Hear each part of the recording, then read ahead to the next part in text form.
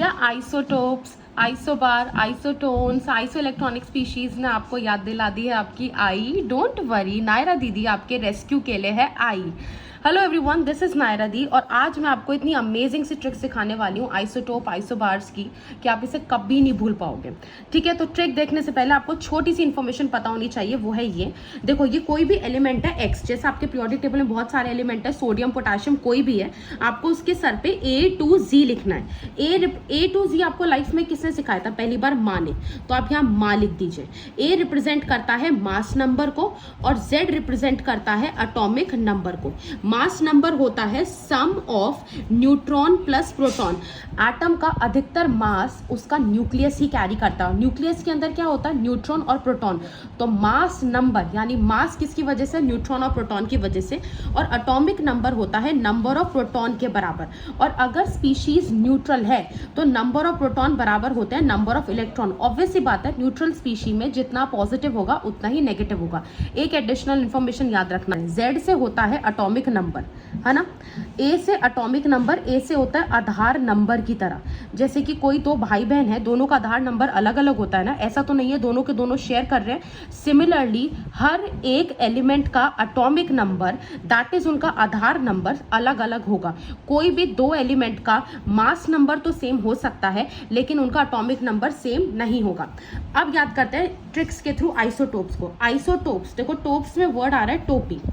टोपी, ये कहता है टोपी बदलो। क्या बदलना है? टोपी बदलना है। इसको टोपी मानते हैं, इसको चप्पल मानते हैं। तो आइसोटोप्स में हम टोपी चेंज करेंगे। आप एक बारी में एक ही चीज चेंज कर सकते हो। अगर आप टोपी चेंज करोगे तो आप चप्पल को क्या रखोगे? सेम रखोगे। टोपी बदलोगे तो चप्पल सेम रहेगी। टोपी किसको दिखाता है? टोपी क्या है? मास नंबर इसके अंदर क्या होगा? चेंज होगा। और atomic number chappal that is वो क्या रहेगा? सेम रहेगा। अगर मास नंबर चेंज होगा तो न्यूट्रॉन और प्रोटॉन का सम भी तो चेंज होगा। और अगर एटॉमिक नंबर सेम है तो नंबर ऑफ प्रोटॉन क्या रहेंगे? सेम रहेंगे। नाउ इमेजिन आप प्रोटॉन को सेम रखे जा रहे हैं हर बार और आपका सम अलग आ रहा है, यानी आपका न्यूट्रॉन चेंज हो रहा है ना साइड बाय साइड, तो number of neutron will also change. तो जब डेफिनेशन बनता है आइसोटोप्स का, वो ऐसे आ सकता है, आइसोटोप्स आर दो स्पीशीज जिनका mass number changes and atomic number remain same. या थोड़ा लेवल अप करेगा, sum of neutron proton changes and number of proton remain same while number of neutron changes. And isotope के examples हो जाएंगे hydrogen के ये 3 isotopes हो जाते हैं। P से पहले वाला प्रोटियम हो जाएगा, D से दूसरे वाला ड्यूटीरियम हो जाएगा एंड तीसरे वाला ट्रीटियम हो जाएगा। एंड गौर से देखिएगा, हमने कहा था कि हर एक एलिमेंट का आधार number that is atomic number same रहेगा।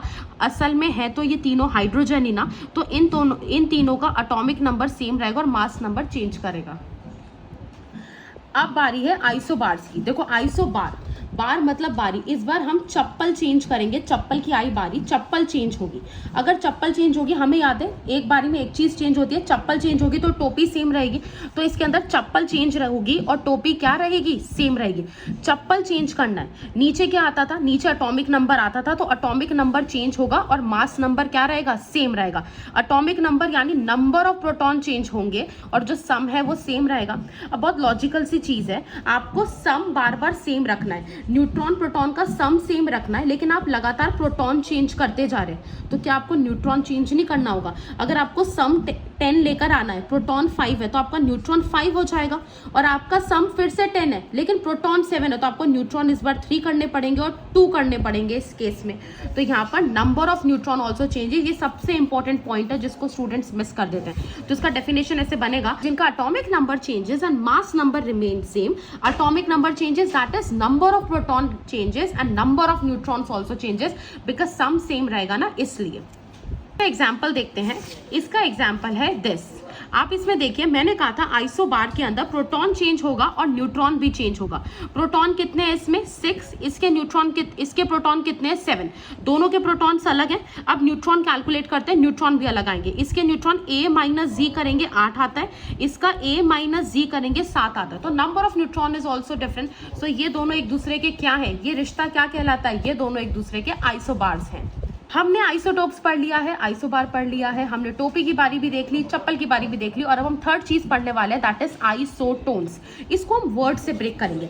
आइसो का मतलब होता है सेम, और टोन्स में एन है, एन का मतलब होता है न्यूट्रॉन, जिसमें न्यूट्रॉन रहे सेम। तो ऐसी स्पीशीज या ऐसे एलिमेंट जिसमें न्यूट्रॉन सेम है। न्यूट्रॉन्स कैसे निकालते हो आप लोग? ए माइनस जी करके, यानी ए माइनस जी क्या रहेगा? सेम रहेगा। इसके एग्जाम्पल्स हैं ये, देखिए ये हाइड्रोजन का आइसोटोप है ट्रीटियम, और ये हीलियम गिवन है हमको। इसमें न्यूट्रॉन निकालते 3 माइनस 1 कितना हो गया 2, एंड 4 माइनस 2 कितना हो जाएगा 2। तो इन दोनों के नंबर ऑफ न्यूट्रॉन सेम है, दैट इज ये दोनों एक दूसरे के क्या लगते हैं? ये रिश्ता कहलाता है आइसोटोन्स का। आइसो इलेक्ट्रॉनिक्स, जिससे अधिकतर क्वेश्चन देखे जाते हैं, आइसो वर्ड का मतलब फिर से सेम हो जाएगा, एंड इलेक्ट्रॉनिक का मतलब इलेक्ट्रॉन। ऐसी दो स्पीशीज जिनके इलेक्ट्रॉन सेम होते हैं उनको हम कहेंगे आइसो इलेक्ट्रॉनिक। जैसे कि इसमें एग्जाम्पल गिवन है NO पॉजिटिव CO। आपको पता है कि नंबर ऑफ इलेक्ट्रॉन अभी हमने पीछे करा था, A to Z जब लिखा था, Z रिप्रेजेंट करता है नंबर ऑफ प्रोटॉन को भी और इलेक्ट्रॉन को भी, अगर स्पीशीज न्यूट्रल है। तो पहले हम इसको न्यूट्रल मान के सॉल्व करते हैं ना, NO मान लेते हैं। N का नंबर क्या होता है? 7।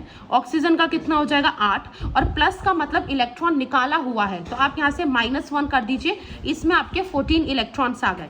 एंड इसमें कितने इलेक्ट्रॉन हो जाएंगे? कार्बन का एटॉमिक नंबर 6 है, ऑक्सीजन का 8 है, तो इसमें भी 14। दोनों के देखिए इलेक्ट्रॉन सेम है, तो ये दोनों स्पीशीज हो जाएंगे एक दूसरे के आइसो इलेक्ट्रॉनिक स्पीशीज।